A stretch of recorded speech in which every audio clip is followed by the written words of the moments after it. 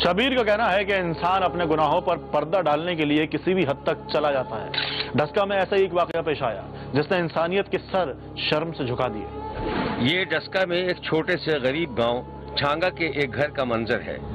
इस घर में परवेज नामी मेहनतकश अपने बच्चों के साथ रहता था।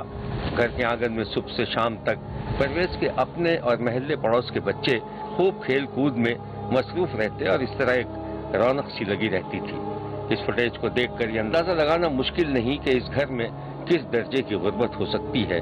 लेकिन इसी मुफलिसी में परवेज ने अपनी बड़ी बेटी कोमल की शादी एक ऐसे नौजवान से कर दी थी जो आहिस्ता आहिस्ता अपने ससुर के खिलाफ होता चला गया, जिस पर कोमल अपने शौहर से लड़ती झगड़ती रहती थी। एक बात बताओ, आखिर तुम्हारे साथ मसला क्या? क्यों तुम हर वक्त मेरे पापा से बदतमीजी करते रहते हो? कम से कम ये ख्याल तो करो कि मेरे बाप है वो। मुझे बहुत बुरा लगता है जब तुम उनसे उल्टी सीधी बातें करते हो। तो यार तुम उनकी हरकतें नहीं देखती हो? जब देखो मुझसे रूठ के बात करते हैं। कभी सीधे मुंह बात ही नहीं की है उन्होंने। हर वक्त अपने दामाद से मुंह मोड़ के बैठे रहते हैं। हाँ तो तुम बर्दाश्त कर लिया करो ना, बुजुर्ग है वो, उनके साथ और भी मसाइल हो सकते हैं। बड़े मसाइल हो सकते हैं उनके साथ। तुम तो ऐसे कह रही जैसे सब कुछ मैं जानबूझ के करता हूँ। अगर ऐसी ही बात है तो फिर तुम्हारी माँ क्यों इतने अच्छे से मिलती है मुझसे? हाँ वो तो उनकी मजबूरी है ना, क्योंकि उन्होंने ही पसंद किया था तुम्हें मेरे लिए। मैं एहसान का बदला चुकता कर रही हूँ। ऐसी कोई बात नहीं है, वो वाकई बहुत अच्छी है। जब जाओ ना तो मेरे आगे पीछे घूमती रहती है। मुझे ये भी अच्छा नहीं लगता उनका आगे पीछे फिरना। हद है। फिर तुम्हें अच्छा क्या लगता है भाई? तुम ये चाहती हो कि मैं अब उनसे भी बिगाड़ लूं? इसी दौरान कोमल की 14 साल बहन का उधर से गुजर हुआ तो बहनोई ने अपनी साली को आवाज दी। कहाँ जा रही है भाई चुड़ैल? मैं बाहर जा रही थी। तुम्हें पता है बड़े होके जासूस बनेगी। क्यों? ऐसा क्या कर दिया मेरी छोटी बहन ने? जब भी मैं तुम्हारी माँ से बात कर रहा होता हूँ ना, इसके कान वहीं गड़े रहते हैं, जैसे मैं कोई बहुत बड़ी साजिश कर रहा हूँ। नहीं भाई, मैंने तो ऐसा कभी भी नहीं किया। चलो छोड़ो, ये तो ऐसी बातें बनाते रहते हैं। ये बताओ पापा कहाँ हैं? वो कमरे में। चलो ठीक है, तुम जाओ जाओ। हद करते हैं आप भी। कोमल ने अपने शौहर को घूर कर देखा और वहां से उठकर चली गई।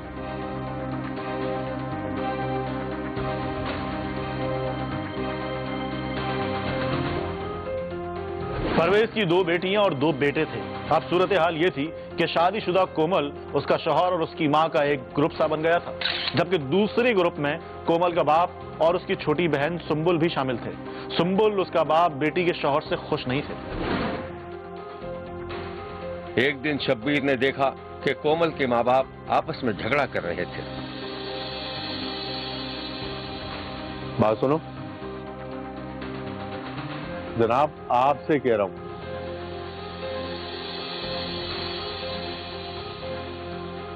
ये तुम्हारे दामाद ने क्या डेरे डाल रखे हैं इस घर में? कहीं आने जाने का नाम ही नहीं रहता, हर वक्त घर में घुसा रहता है। तो क्या हो गया? अगर वो 2-4 दिन हमारे घर रह लेगा, कौन सी कयामत टूट पड़ेगी? देखो, साफ बात यह है कि मुझे उसका यहाँ रहना हरगिज पसंद नहीं है। और ये फिर छोटी के साथ जो मजाक मस्ती करते हैं ना, ये तो बिल्कुल बर्दाश्त नहीं करूंगा मैं। और तुम भी उसकी साइड ले रही होती है। क्या करूं? मैं उसका हाथ पकड़कर घर से बाहर खड़ा कर दूं? अरे शुक्र भेजो अल्लाह का कि इतना अच्छा तुम्हें दामाद मिल गया, वरना अपनी भांजी भतीजियां देखी हैं तुमने? आज तक रिश्ते नहीं आए उनके। तुमसे तो बात करना ही फजूल। तो मत करे मुझसे बात। मैं तो वैसे भी ये कहना आई थी कि हमारा दामाद हमें थिएटर पे ले जाने की नहीं कह रहा है। आप चलेंगे क्या साथ? भाई मुझे क्या जरूरत है जाने की? ये जो मेरे घर में इतना बड़ा ड्रामा चल रहा है ना, वो ही काफी है मेरे लिए। तुम्हें जाना है, तुम चली जाओ, मैं नहीं जाऊंगा। खैर मैं तो नहीं जा रही, ये दोनों मियाँ बीवी चले जाएंगे और सोच रही हूँ कि छोटी को साथ भेज दूंगी, वो तो वैसे भी कहीं नहीं जाती। देखो खबरदार, अगर तुमने सुंबल का नाम भी लिया उसके साथ जाने का तो तुम्हारे दिमाग में तो भूसा भरा हुआ। अरे वो बुरा मान जाएगा ना, मैं खुद जा रही ना मैं छोटी को भेज रही हूँ। और वैसे भी वो हमारा दामाद है, कोई ऐरा गैरा नहीं है, थोड़ा तो ख्याल किया करें आप।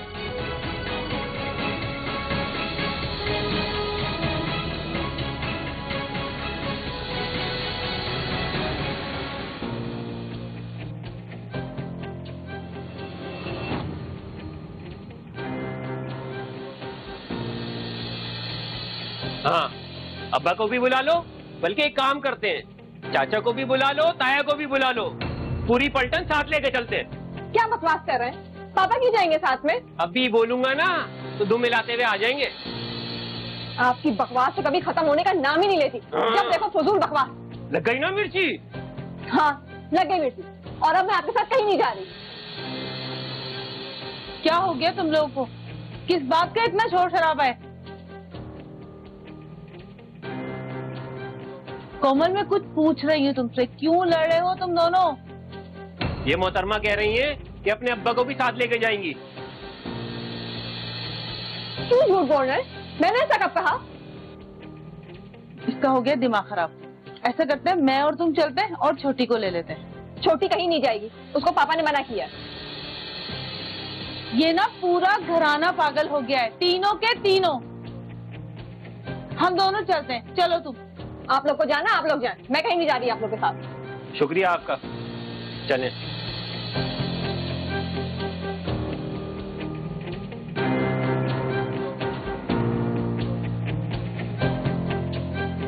कोमल की मां और उसके शौहर सैम्यूल के दरमियान खुशगवार ताल्लुकात कोमल के बाप और खुद कोमल के लिए परेशानी का बायस बन रहे थे और घर में एक अजीब सी रस्साकशी का आलम था। परवेज की छोटी बेटी 14 साल सुंबुल बुरी तरह झुलस गई थी। 4 दिन अस्पताल में जेरे इलाज रहने के बाद वो इस दुनिया से चल बसी। बच्ची को दफन कर दिया गया। बच्ची की माँ, उसकी बहन और बहनोई को यकीन था कि ये इत्तेफाकी आग थी, लेकिन बच्ची का बाप बेटी की मौत के बाद बिल्कुल खामोश हो गया था। वाकये के 2 हफ्ते बाद शब्बीर ने मरने वाली 14 साल बेटी के बाप को थाने में देखा। झुलस कर मरने वाली बेटी के बाप ने एक ऐसा इंकशाफ किया था जो हर सूरत में शर्मनाक था। क्या आपको यकीन है कि आपकी बेटी को जानबूझकर जलाकर मार दिया गया? जी सर, मेरी बेटी को मेरे दामाद और मेरी बीवी ने जला के मार दिया। जला के मार। आपके दामाद और बीवी ने?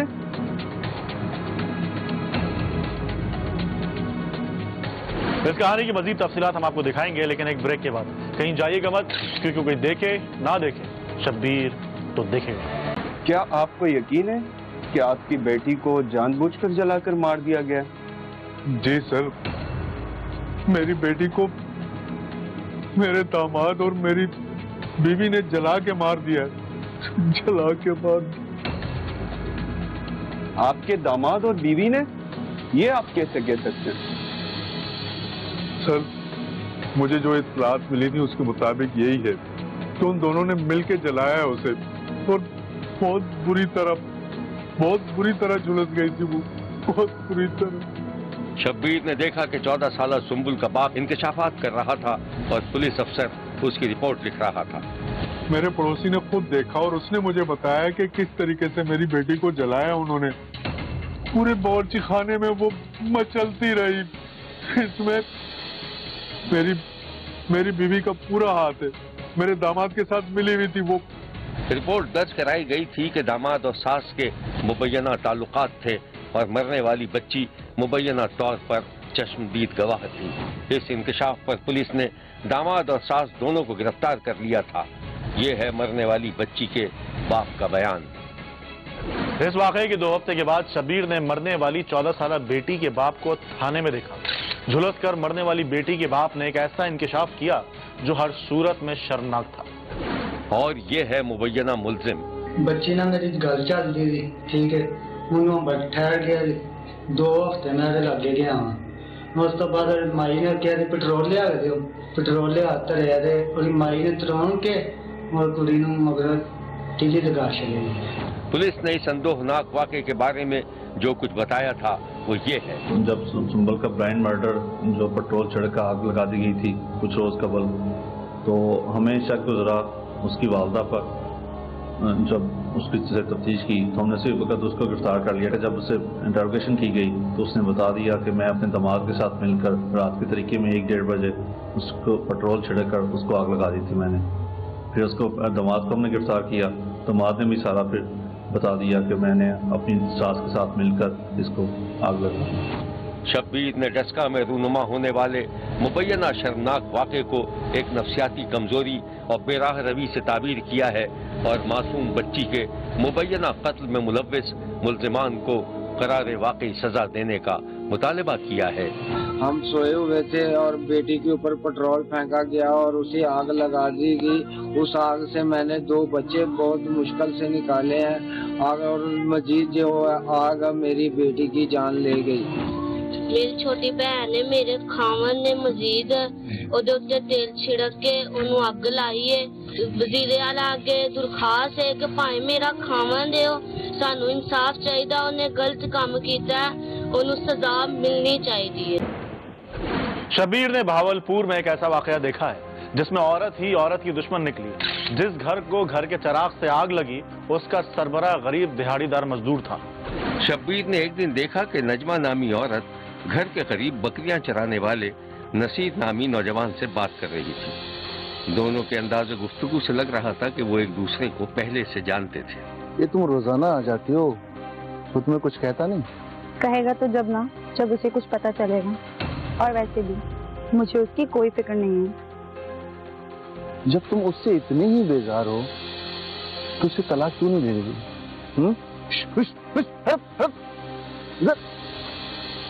तो क्या सोचा तुमने फिर? सोचना क्या है, तुम्हारे साथ रहना है। तो क्या वो तुम्हें आसानी से तलाक दे देगा? ऐसे कैसे नहीं छोड़ेगा। मैं आज ही घर जाके उससे तलाक की बात करती हूँ। सही है। अच्छा एक मिनट रुको, मैं दूध लेके आता हूँ।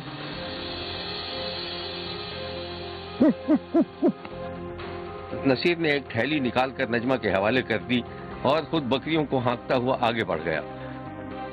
ये तुम ना दूध ले जाओ, ठीक है? अब मेरा टाइम हो गया, बकरियां घर लेके जा रहा हूँ। सही है? तो फिर मिलते हैं, ठीक है? जाओ तुम। नजमा घर पहुंची तो उसकी 17 साला नंद घर के काम काज कर रही थी। भाभी, आप कहाँ थी इतनी देर से? मैं कब से आपको ढूंढ रही हूँ। क्यों भाई, ऐसा कौन सा काम आ गया मुझसे? भाई चाय मांग रहे थे। दूध ही लेने गई थी। ये लो, बना दो अपने भाई के लिए चाय। भाभी ये तो मुझे बकरी का दूध लग रहा है। हाँ तो? अच्छा भाभी, वो नसीर है ना, कल जब मैं रास्ते से गुजर रही थी तो वो बड़ी अजीब नजरों से देख रहा था। तो मैं क्या करूं? मुझे क्यों कह रही हो? तुम ही लोगों का रिश्तेदार है, मेरा कौन सा अजीज है? मैं आपको इसलिए बता रही हूँ क्योंकि आपकी तो उससे बड़ी दोस्ती है। हाँ, लगा दो मुझ पे इल्जाम। मेरा क्यों दोस्त होने लगा? रहने दें भाभी, वैसे भैया को पता तो है ना? हाँ, जाओ बता दो अपने भाई को। वैसे भी वो मेरा कुछ नहीं लगता, और अगर लगता भी है तो डंगे की चोट पर। अब और वैसे भी मुझे तुम्हारे भाई के साथ अब नहीं रहना। अरे भाभी, इतना गुस्सा भी मत करें। ऐसी बातें क्यों निकालती हैं अपने मुंह से? नजमा और उसकी नंद के दरमियान होने वाली गुफ्तगू सुनकर नजमा का शौहर कमरे से बाहर निकल आया। अरे भाई, ये क्या मामला है? कौन किसके साथ ये रहना चाहता? कुछ नहीं भाई, मैं चाय बना के आती हूँ। मैं नहीं रहना चाहती। लेकिन क्यों? क्यों मुझे नहीं मालूम, बस नहीं रहना मुझे तुम्हारे साथ। कोई वजह? घिन आती है मुझे तुमसे। मैं सब समझ रहा हूँ तुम ऐसा क्यों कह रही हो, लेकिन कान खोलकर सुन लो। तुम यहाँ रहो या ना रहो, मैं तुम्हें तलाक बिल्कुल नहीं दूंगा। अच्छा, मैं भी देखती हूँ। तुम तो बाद में देखोगी, मैं अभी देख कर आता हूँ उसको।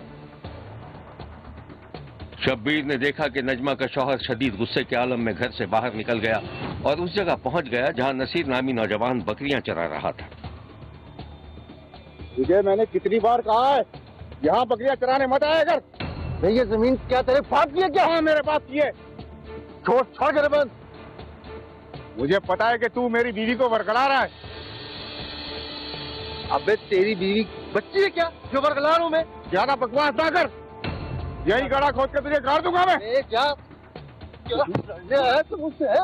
मैंने किया क्या तेरे साथ? शब्बीर ने देखा कि वो दोनों आपस में दस्तो गिरबान हुए, जिस पर वहां से गुजरने वाले राहगीरों ने दोनों के दरमियान बीच बचाव करवा दिया और वो दोनों एक दूसरे को बुरा भला कहते हुए चले गए। बातें करता है तू, बकवास करता है। इधर आगे तेरी मैं जान निकाल दूंगा यहीं पर। जा, देखे बहुत तेरे जैसे। देखे तेरे जैसे। आइंदा नजर नहीं आई हो यहाँ पे मुझे। हाँ, नजर तू भी नहीं आई हो।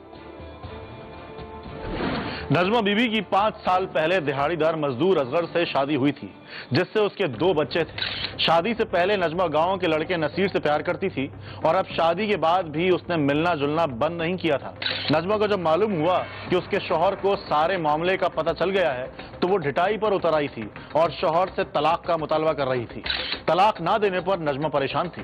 एक दिन शब्बीर ने देखा कि नजमा और उसके शौहर के दरमियान शदीद झगड़ा हो रहा था। तू मेरी बात एक कान खोल कर सुन ले, मैं तुझे तलाक नहीं दूंगा, तू जो मर्जी कर ले। तो ठीक है, मैं भी तुम्हें ऐसा सबक सिखाऊंगी, किसी को मुंह दिखाने के काबिल नहीं रहोगे तुम। मुंह दिखाने के काबिल तो तू नहीं है। तुझसे बेहतर तो बाजार की औरतें होती हैं जो शादी के बाद सुधर जाती हैं, लेकिन तू ना जाने किस मिट्टी की बनी हुई है बेगैरत औरत। हाँ, बेगैरत तो बस मैं ही हूँ, सारे गैरतमंद तो तुम्हारे ही घर पे मौजूद हैं। मैंने भी तुम्हारी इज्जत का जनाजा निकाल दिया तो मेरा भी नाम बदल देना। खबरदार, जो तूने एक लफ्ज भी मुंह से निकाला मैं तेरा गला दबा दूंगा। भाई छोड़े, भाभी जी क्या हो रहा है? क्या हो रहा है?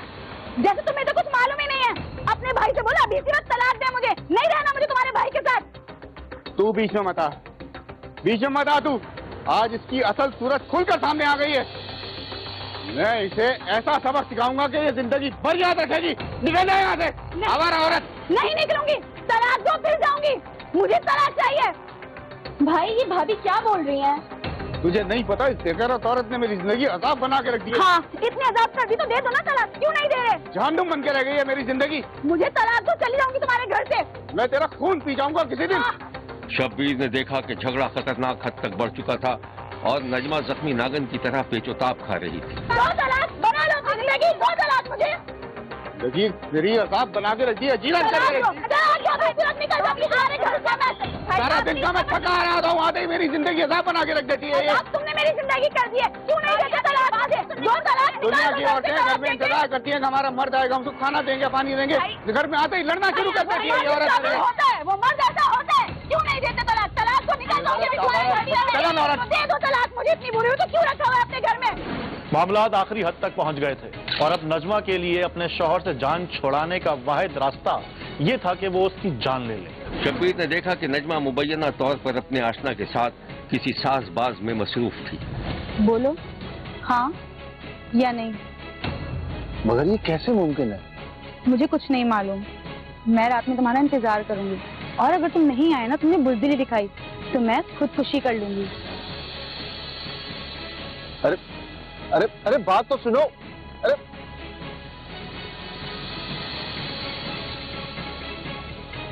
अरे मेरी बात सुनती नहीं। और नजमा ने मुबैना तौर पर अपने शौहर को कत्ल करवाने के लिए अपने आशना को तैयार कर लिया था और अब वो उसका इंतजार कर रही थी। शब्बीर ने देखा कि रात का वक्त था। दरवाजे पर दस्तक हुई तो नजमा ने दरवाजा खोल दिया। मुबैना तौर पर नजमा का आशना अपने 2 साथियों के साथ अंदर आ गया। नजमा ने एक कमरे की तरफ इशारा किया और वो तीनों नजमा के शौहर के कमरे की तरफ चले गए।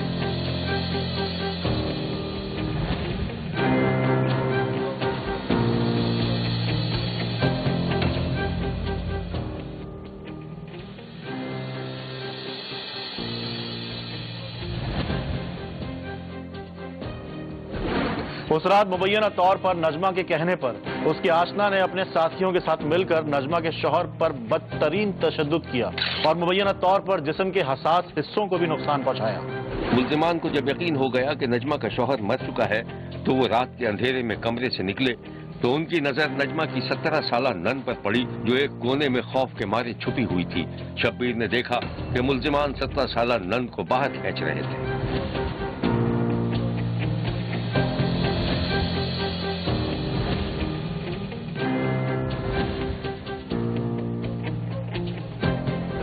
शब्बीर को मालूम हुआ है कि मुबैना तौर पर नजमा के कहने पर मुल्जिमान ने उसकी नंद के साथ ही ज्यादती कर डाली और फरार हो गए। वाकई का इल्म होते ही पुलिस ने मुल्जिमान को गिरफ्तार कर लिया। नजमा के शौहर को अस्पताल पहुंचाया गया जहां वो जेर इलाज था।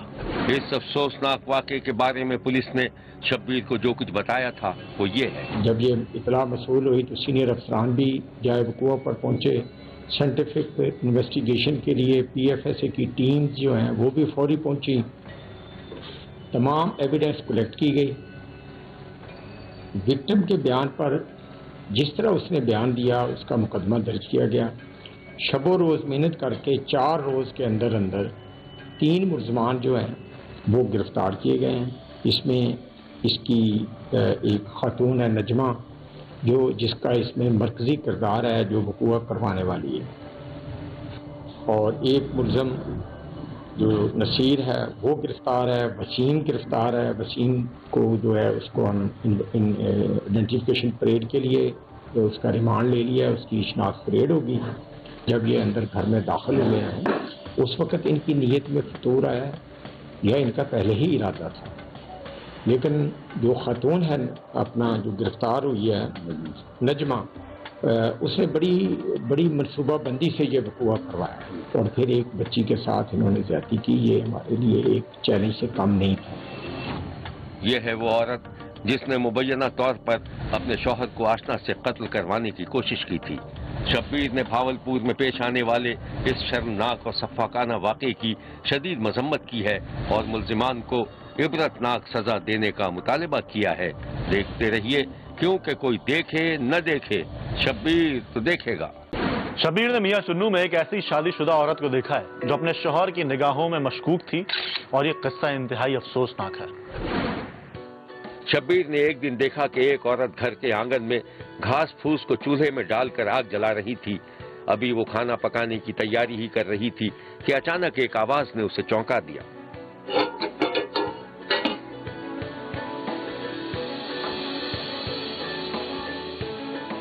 क्या पक रहा है? बड़ी खुशबू आ रही है। कनीजा ने मुड़कर देखा तो उसका इकबाल नामी अजीज आंगन में चारपाई पर बैठा हुआ था। तुमने तो मुझे डरा ही दिया। कब आए तुम? और वो घर पे नहीं है। अरे पता है मुझे वो घर पे नहीं है, तभी तो आया हूँ। और बाजार से गुजरा था तो क्या गोशी लेती हूँ तुम्हारे लिए। तुम इतना सब क्यों करते हो? मुझे बहुत डर लगता है। ज्यादा डर लग रहा है तो चला जाऊं। मैंने ऐसा कब कहा? अब वो पूछेगा तो क्या जवाब दूंगी उसे? अरे तो बता देना, मैं लेकर आया था। पता नहीं क्या से करते रहते। बल्कि बता क्या देने लोगों आ गया। अब्बास भाई कभी घर में भी रुका करो यार, तीसरा चक्कर है ये मेरा। और ये खाला ने टिक्के का गोश्त भेजा था लड़के का, वो देने आया था। अच्छा खड़े क्यों ना, बैठ जाओ। कनीजा सर्दी बड़ी पड़ रही है, इकबाल भाई को चाय तो दो। नहीं अभी तो नहीं बनाई, पकाती हूँ। अच्छा इकबाल भाई अब बैठो, मैं भी 2 मिनट में आया, ठीक है ना। कनीजा का शौहर अंदर चला गया तो इकबाल मुस्कुराकर कनीजा को देखने लगा। देखा हाँ मसाई में बैठे थे। चुपचाप वहीं बैठे रहो, कहीं से छुप के देख रहा होगा। बहुत शक्ति तुम्हें पता नहीं है।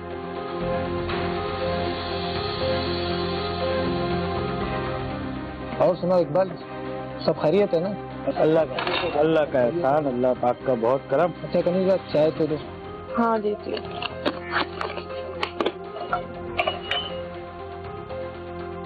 चाय तेरी बीवी बहुत अच्छा बनाती है भाई, यकीन कर बस।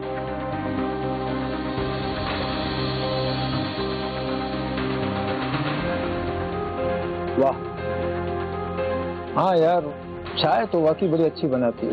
अच्छा यार दिन घर आना यार, सारे घर वाले पूछते रहते तुम लोगों का यार। आऊंगा यार। अच्छा कनीजा, हाँ किसी छुट्टी वाले दिन चलते हैं ना इकबाल भाई के यहाँ, ठीक है ना? यार इकबाल भाई अभी चलता हूँ यार, मुझे काम है। तो इतनी जल्दी?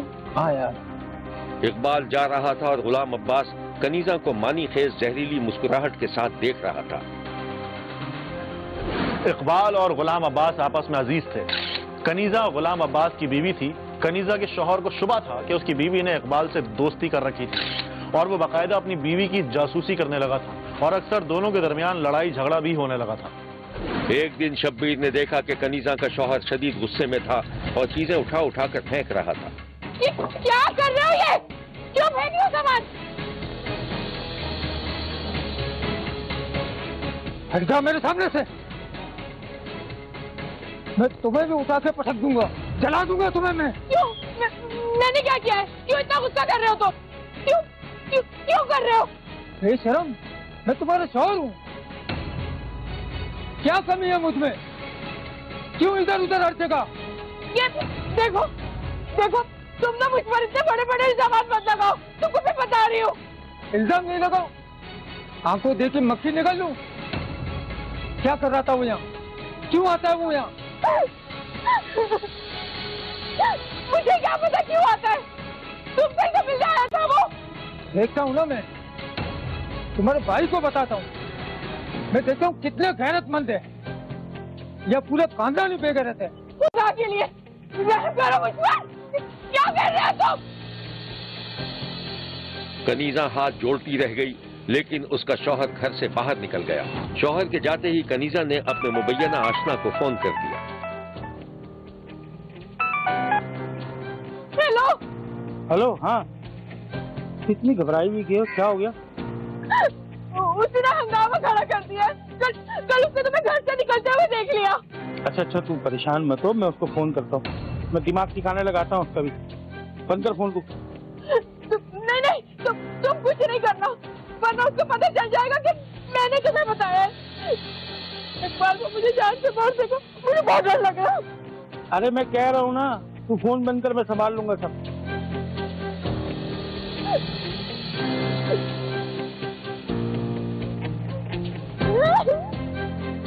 शब्बीर ने देखा कि कनीजा का शौहर रास्ते में था कि इस दौरान इकबाल का फोन आ गया।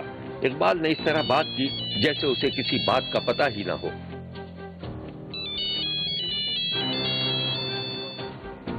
हेलो अब्बास भाई, कहाँ हो?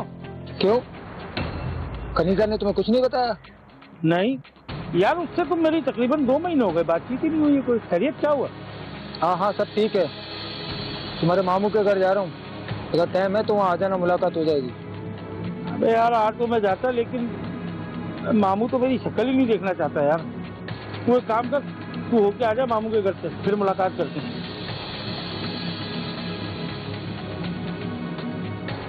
कनीजा के शौहर ने मुबैना तौर पर इकबाल के मामू और कनीजा के भाई को कनीजा और इकबाल की मुबैना ताल्लुकात के बारे में अपने खदशात का इजहार कर दिया था, जिस पर इकबाल का मामू और कनीजा का भाई दोनों ही आग बबूला हो गए थे। शब्बीर ने देखा कि कनीजा का शौहर कनीजा के भाई के पास बैठा हुआ था। बात भाई, सब ठीक है ना? खैरियत है सब? क्या बात है यार, लगता है सब कुछ खत्म हो गया। तुम्हारी बहन? मेरी बहन? क्या हुआ मेरी बहन को? खैरियत है ना? क्या किया उसने? सुनना चाहते हैं ना तुम्हारी बहन ने क्या किया? तो सुन।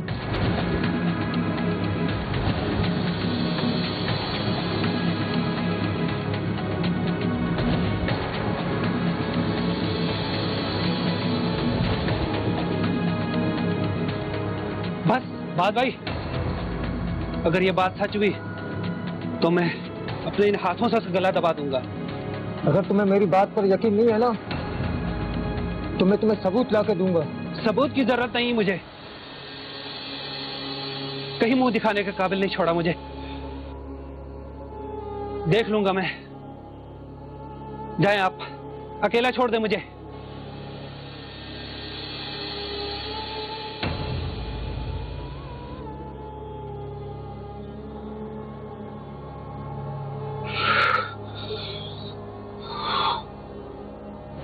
कनीजा के शौहर ने इकबाल के मामू को जब मुबैना ताल्लुकात के बारे में बताया तो इकबाल का मामू तैश में आ गया। तुम जो कह रहे हो वो 100% सही कह रहे हो। मिल जाए मुझे, फिर मैं उसको देखता हूँ। एक दिन मुबैना तौर पर जब कनीजा का शौहर, कनीजा का भाई और इकबाल का मामू इकबाल और कनीजा को मुबैना तौर पर रंगे हाथों पकड़ने के लिए घात लगाए हुए थे, उस रात उन्होंने दोनों को मुबैना तौर पर काबिल एतराज हालत में देख लिया था, जिसके कुछ दिनों के बाद मंसूबाबंदी करके उन्होंने बहाने से दोनों को करीबी जंगल में बुला लिया था, जहां कनीजा को उसके भाई ने और कनीजा के मुबैना आशना को कनीजा के शौहर और इकबाल के मामू ने कत्ल करके लाश दरख्त से लटका दी थी। वाक़े का इल्म होने पर पुलिस ने लाश बरामद कर ली थी। कनीजा के शौहर से पूछगछ की गई तो न सिर्फ उसने एतराफ़ जुर्म कर लिया था, बल्कि वारदात में शामिल कनीजा के भाई और मकतूल के मामू का नाम भी ले लिया था, जिन्हें बाद में गिरफ्तार कर लिया गया। देखते रहिए, क्योंकि कोई देखे न देखे, शब्बीर तो देखेगा। शब्बीर का कहना है कि वो देख रहा है और मुसलसल देखता रहेगा। मुल्क भर से मजीद कहानियों और उनकी तफसीलात के साथ फिर मुलाकात होगी। देखना ना भूलिएगा, क्योंकि कोई देखे ना देखे, शब्बीर तो देखेगा।